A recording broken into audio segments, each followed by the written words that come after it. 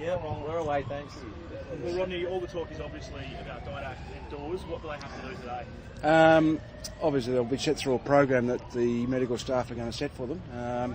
So it'll be mainly some straight line and some running, giving them as much chance as possible to get up for Friday. So the word before training is that the medical staff are reasonably confident, but only time will tell. Is this get jabbed up for training? I don't know. I must admit I haven't been involved in that. I wouldn't have thought so, but maybe if he plays, he might need to. I'm not too sure. I think there's a pain management thing there as well. Do you actually have to make the final call today, though, considering selections tomorrow? It's just a bit unusual that the main training session is actually today. Yeah, it's unusual because of tomorrow's circumstances with the funeral. So no, we don't. But we have a bit of a run today. We'll see how they pull up. Then obviously we can name them as well, and we have a run in Sydney as well. So it could legitimately be a last-minute call on Friday. Yeah, it could be. Yeah, there's no doubt about that. What's your plan B without outdoors? Well, there's not a lot of options, to be honest. I mean, we've probably got two options. There's probably Cameron Wood, who can ruck, obviously, so more of a ruck who can play a little bit forward, or Jackson Payne, who can play as a forward and replace Chris in his role, and then have to find someone else to support Darren in the ruck.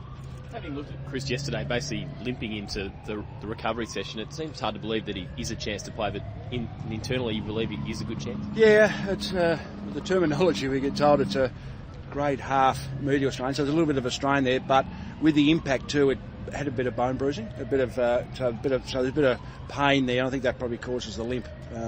So we think that will subside reasonably quickly, and also it's just a management issue from Chris to be able to cope with that. So how long isn't a calf strain? It's just was it tightness in the calf? He got a knock. He got a hit, and it got a bit tighter by 3/4 time, and seized up a bit. So the medical staff, we thought we made the decision, and probably the correct decision, to sub him at 3/4 time. So they've still got a little bit of discomfort. So it just depends how he runs and how he moves, and then we've got to take into account obviously fatigue, 6-day break. So all those things will be taken into account.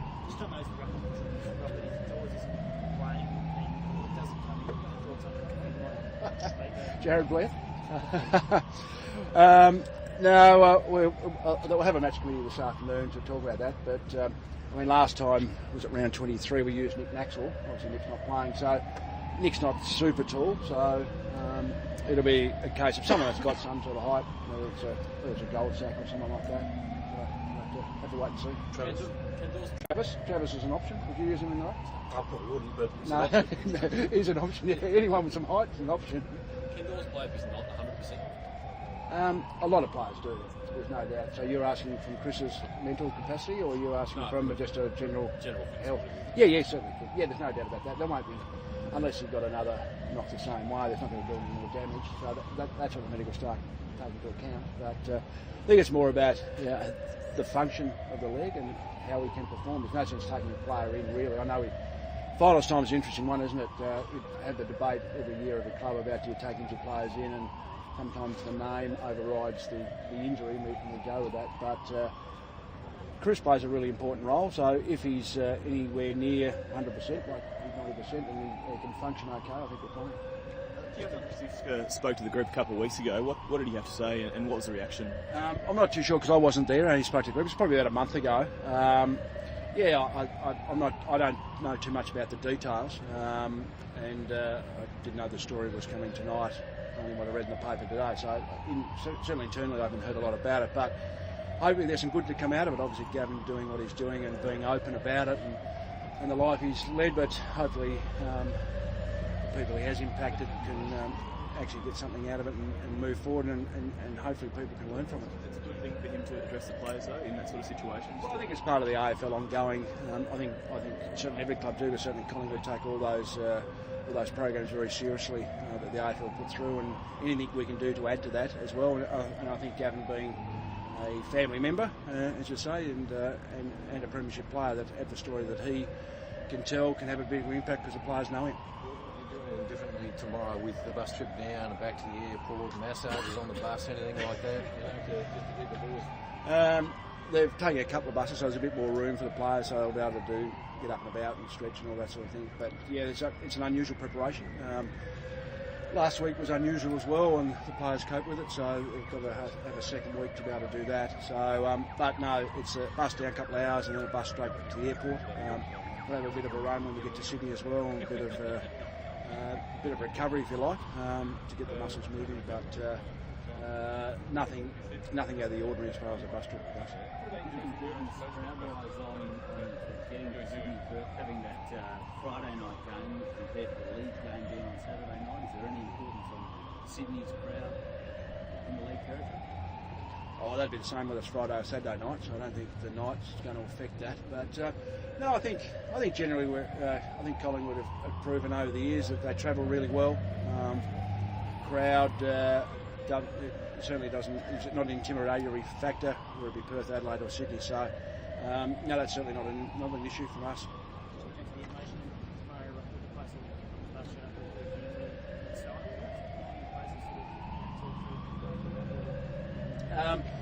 There's been some work done last week, obviously, and as been mentioned umpteen times that everyone breathes differently and copes with it differently, and how long that feeling and emotion lasts, and it might surface at an unusual time. So I think what the club's done really well is certainly encouraging players to express their feelings and have a talk to people, and there's enough support around. So Nathan's been very good about it as well, and we've got a good relationship with players individually and collectively. So he's talking to players, so there might be something on the bus on the way back, but that'll just depend on how the mood is and what the players feel like.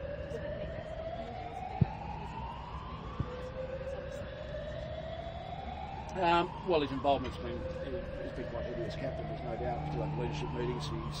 He's a very enthusiastic guy, and enthusiastic leader. So he's certainly around the players as much as possible. He was in the box Saturday night.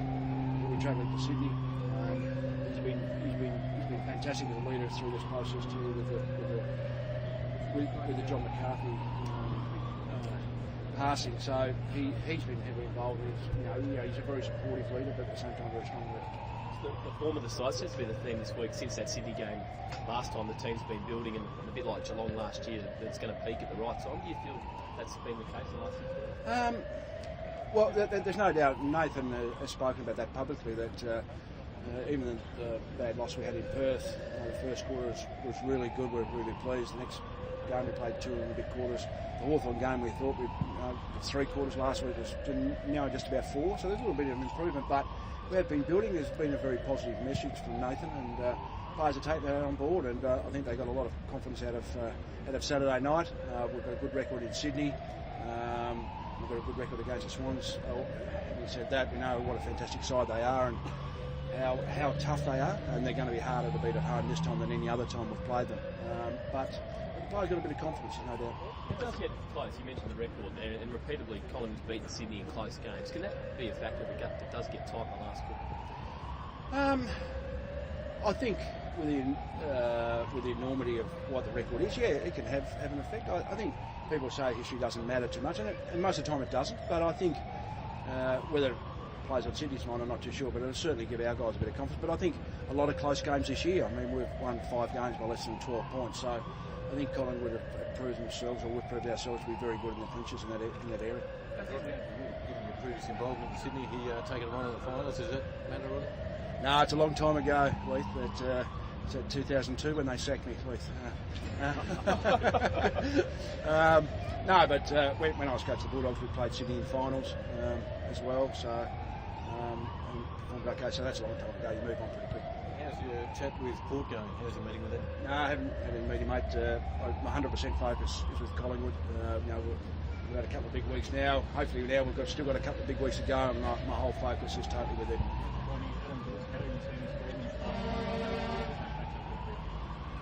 Yeah, well, every game you go in against Adam, you know that he's a terrific player. I think his form over the past month has been patchy, but he was terrific last game, and I think that showed. I think what a good leader he is. He was able to stand up in a big crunch game, and we know he's a match winner. So we know that, but they've got some other good players as well. They've got a very even side, but they've got a terrific midfield, and so we'll certainly need to be our best to win the game. When you were in the Dogs, I suppose, doing opposition analysis on the fly, sort of back end of 2010, that sort of frenzy, pressure on the ball, that's sort of the best you've seen. If so, how close is this sort of Yeah, I think they're. I think sides who win it are generally like that. That the pressure around the ball carrier is good, and that's something you've got control of yourself as a team.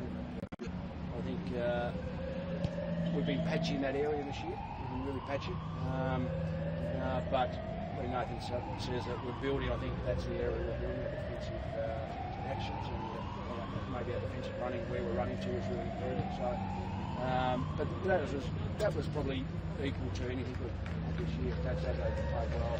Personally, that they were good at nothing, played super. So I think it's a good race. Thank you, Rodney.